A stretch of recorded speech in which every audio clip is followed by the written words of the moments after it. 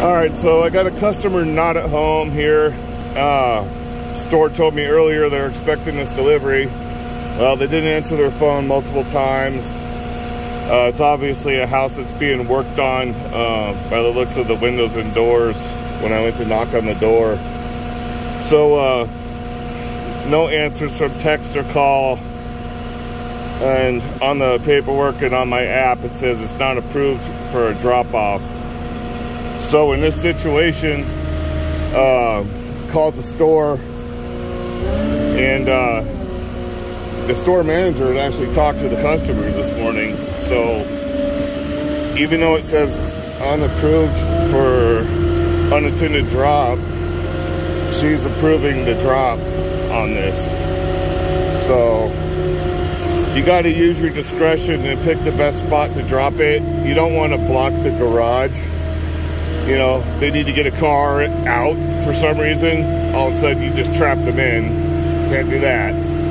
So I'm picking this spot to the right of the driveway here, right off the driveway, right by the garage. They can take this in through the front door or into the garage from this spot here. So I'm gonna go ahead and put my stickers down and drop it.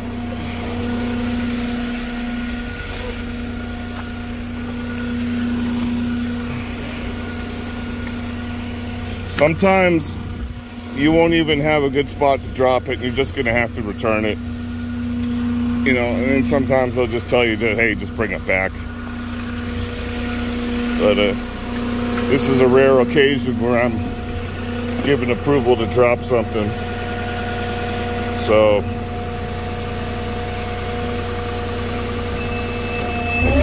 most importantly, or one of the important things in this is finding the best spot to drop it without hindering anybody that lives at the house. Want to, you know, obviously try to make it as less stealable as possible. In this situation, that was really the only spot. So the next thing with this, besides getting your normal pictures,